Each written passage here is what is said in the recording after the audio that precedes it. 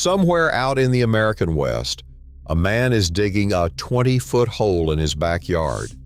He has no permit. He has no inspector. He has no homeowners association sending him passive-aggressive letters about his shrubs. And here is the wild part. It is all completely legal. Across this country, there are entire counties where you can pour concrete, weld steel, and carve an underground bunker into the earth without a single government official even knowing it exists. Not because you are breaking the law, but because the law simply has nothing to say about it. Today, we're traveling across 5 states and 15 towns where building codes are either non-existent, unenforced, or so thin you could drive a backhoe through them. Somewhere in this list, there is a county with 0 building inspectors on staff. Not overworked, not understaffed. 0. What you learn today might completely change how you think about land ownership in America. Our first stop is Hudspeth County, Texas. This is the forgotten edge of the Lone Star State tucked between El Paso and the Mexican border, roughly the size of Connecticut, with fewer than 3,000 residents scattered across it. The town of Sierra Blanca sits along Interstate 10, a sun-bleached railroad stop where the gas station doubles as the social scene. Here is the legal magic. Hudspeth County has no county-wide building code for residential structures outside city limits. You can buy raw desert land for as little as $800 an acre and start digging. The soil is caliche and sandy loam, firm enough to hold a reinforced structure, and the water table sits more than 200 feet down in most spots. Supplies come from Van Horn or El Paso, both within 90 minutes by truck. Del City is the other settlement worth knowing. Population is around 300. It sits in a flat agricultural valley where onion farms stretch to the horizon. Same county, same rules, same beautiful absence of paperwork. Next door, Culberson County operates on the same principle. Van Horn is the county seat, a dusty railroad town where Blue Origin tests its rockets and travelers stop for chili burgers on the way to Big Bend. Outside the city, there is no permitting office scrutinizing your excavation plans. Land runs around $1,000 an acre for remote parcels. The terrain here leans rocky, which slows digging but creates natural bunker walls once you punch through. A local rancher once put it like this: "Out here, the county does not come looking. The county does not even know where you are."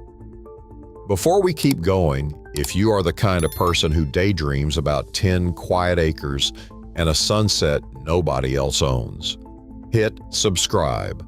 This channel keeps digging into the corners of America most people never hear about, and what is coming next will surprise you. Now, let's head west to Nevada. Nye County is the 3rd largest county in the lower 48, and it is gloriously under-regulated. The town of Pahrump sits an hour from Las Vegas. Its population is around 45,000. While residential building permits technically exist, underground shelters fall into a gray zone that is rarely enforced outside the main subdivisions. Tonopah, 200 miles north, is a silver mining ghost town with roughly 2,000 residents. Enforcement is so thin that locals joke the building inspector is a roomer. Then there is Beatty, gateway to Death Valley, where land sells for under $2,000 an acre, and the ground is volcanic tough, soft enough to carve, strong enough to hold. Esmeralda County is the least populated county in Nevada. Fewer than 800 people are spread across 3,600 square miles. Goldfield is the county seat, a nearly abandoned mining town with wooden sidewalks and more ghosts than residents.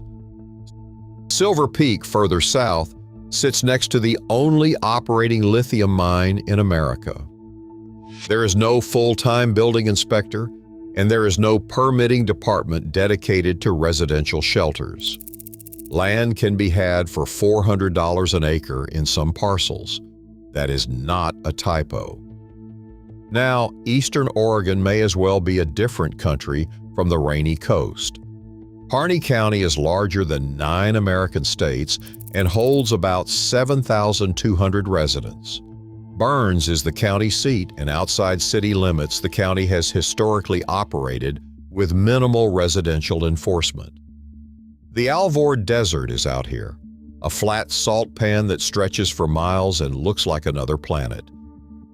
In the tiny community of Fields with a population of around 12, you can buy land for under $1,500 an acre.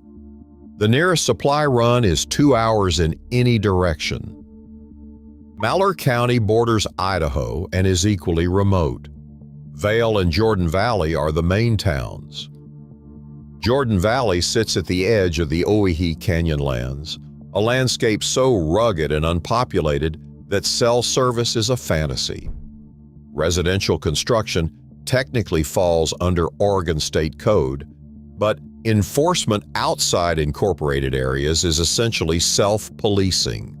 Soil is basalt and clay, which complicates digging, but creates nearly indestructible finished walls. Then we have western Kansas, and this one surprises people. Greeley County, home to the town of Tribune, has roughly 1,200 residents and no full-time building inspector. Wallace County, with its tiny county seat Sharon Springs, operates the same way.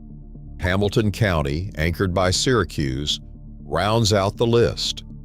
These counties are flat prairie, farmland as far as the eye can see, with deep topsoil over limestone bedrock. The water table varies from 40 to 120 feet, depending on proximity to the Arkansas River. Land runs between $800 and $2,000 per acre, and you can drive a full-size pickup from Denver with a load of supplies in under 4 hours. Now, here is the part nobody talks about. There's a very important difference between no permit required and no inspection capacity. The first means the law allows what you are doing. The second means the law might not allow it, but nobody is checking. Most of the counties on this list fall into the second category. That distinction matters the moment you try to sell the property, get insurance, or connect utilities. A structure built without proper oversight can become a legal liability even if nobody stopped you from building it. Banks will not finance it. Insurance companies will not cover it. And if the county ever updates its codes, your unpermitted project could become a very expensive problem. There is also the matter of physics. Underground structures face pressures most people never consider. Hydrostatic loads on walls, ventilation calculations, proper egress, radon venting, structural steel reinforcement. A bunker built wrong is not just uncomfortable. It can collapse, flood, or slowly poison the people inside. Every year, people die in homemade shelters that failed because nobody ever checked the math. The freedom to build without oversight comes with the responsibility to build correctly, and most first-timers dramatically underestimate what that requires. The towns on this list share something deeper than loose regulation. They represent the last pockets of American land where the government genuinely does not have the manpower to watch you. These places are remote, dry, and often forgotten. The wind howls, the stars are absurd. The nearest big box store is a day trip. If you are imagining an off-grid retreat where you answer to nobody, these counties will feel like a revelation. If you are imagining food delivery and fiber internet, you will last about a weekend. Leave a comment and share one thing you learned today and how you plan to use it in your life. If you enjoyed this video and found it helpful, consider subscribing so you do not miss future videos.